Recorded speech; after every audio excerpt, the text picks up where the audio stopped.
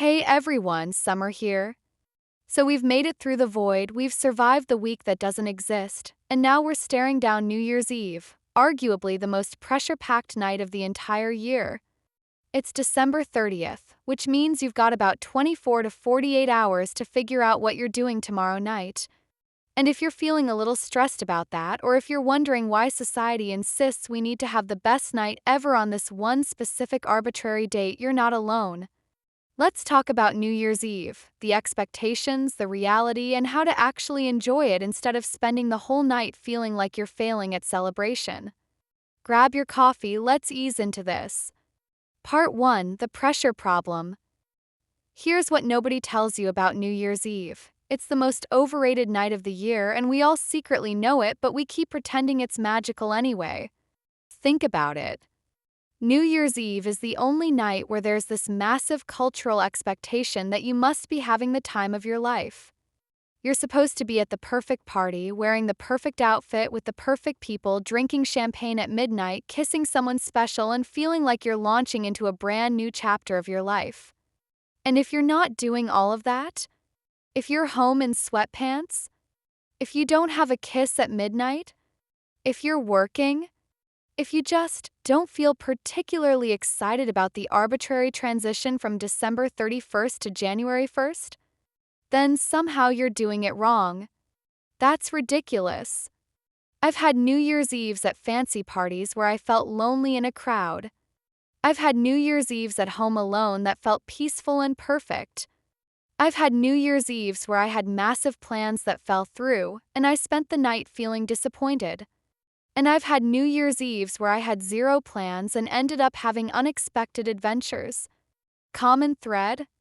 The best New Year's Eves were the ones where I stopped trying to manufacture magic and just let the night be what it was. So first thing, release the pressure. New Year's Eve is just another night. Yes, it marks a transition on the calendar.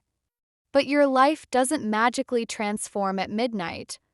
The problems you have on December 31st will still exist on January 1st. The good things in your life will still be good. Nothing fundamentally changes except the number we write on checks, if anyone still writes checks. If you have fun plans, great. If you don't, also great. If you're working, that's valid. If you're staying home, that's perfect. If you're grieving or struggling or just exhausted from the holidays, you have permission to let New Year's Eve be low-key or even skipped entirely. The calendar doesn't care what you do tomorrow night, and neither should anyone else. Part 2: Deciding what you actually want. So here's the real question. What do you actually want to do tomorrow night? Not what Instagram says you should do. Not what your friends are pressuring you to do. Not what you think you're supposed to do. What do you personally actually want? Because here's the thing, there's no wrong answer. Some people genuinely love big parties. The energy, the noise, the crowds, the countdown, the champagne toast, that's their thing. That's you awesome. Go forth and party. Some people prefer intimate gatherings, close friends, good food, meaningful conversation, watching the ball drop together from someone's living room. That's equally valid. Some people want to be alone. Maybe with a good book, a nice bottle of wine, a favorite movie, intentional solitude to reflect on the year and set intentions for the next. That's not sad or pathetic, that's self-aware. Some people want to ignore New Year's Eve entirely. Go to bed at 9 p.m., sleep through midnight, wake up January 1st without any fuss. Perfectly reasonable. Key is being honest with yourself about what sounds good, not what you think should sound good. Here's a little exercise. Close your eyes for a second and imagine tomorrow night. What version of New Year's Eve makes you feel most relaxed? Most yourself? Most content? That's your answer. That's what you should do.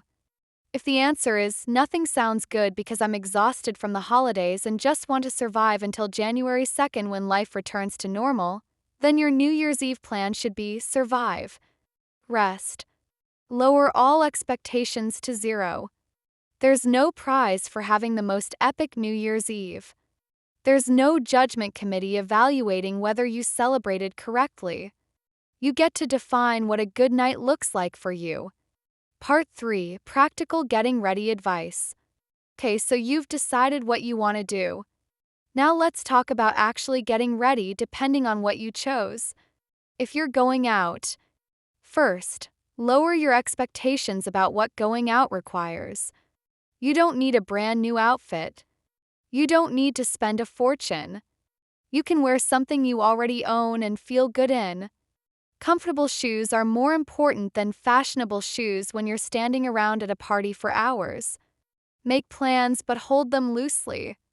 New Year's Eve is notorious for plans falling apart. Traffic, crowds, cover charges, long lines, overbooked venues. Have a backup plan. Be flexible. Don't let plan failure ruin your night. If you're drinking, plan how you're getting home before you start drinking.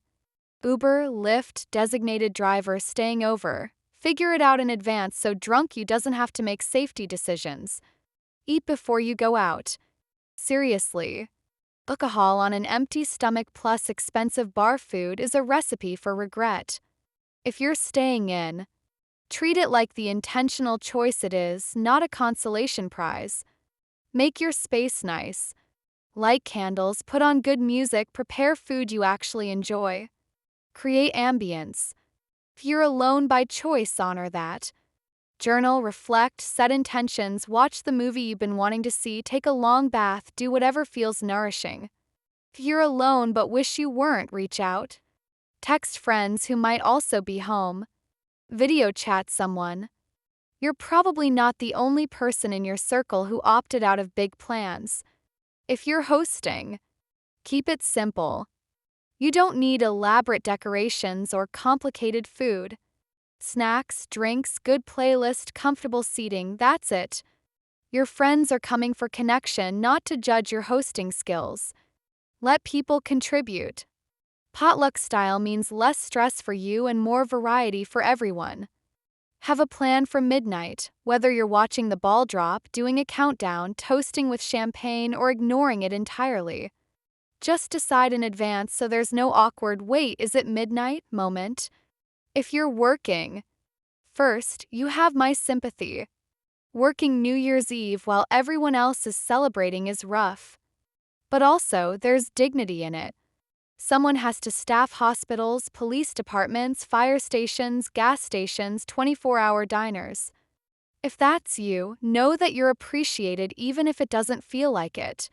Celebrate when you can. Maybe that's a small toast with coworkers at midnight. Maybe that's celebrating on January 2nd when you have a day off.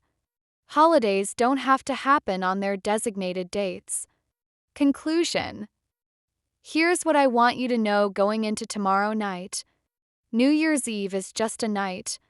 It has the meaning you give it, no more, no less. You don't have to perform celebration for social media. You don't have to prove to anyone that you're having a good time. You don't have to meet any arbitrary standard of what proper New Year's Eve looks like. Do what makes you feel good. That's a huge party, great. That's pajamas and Netflix, equally great. That's somewhere in between, perfect. And if tomorrow night doesn't turn out the way you hoped, that's okay too.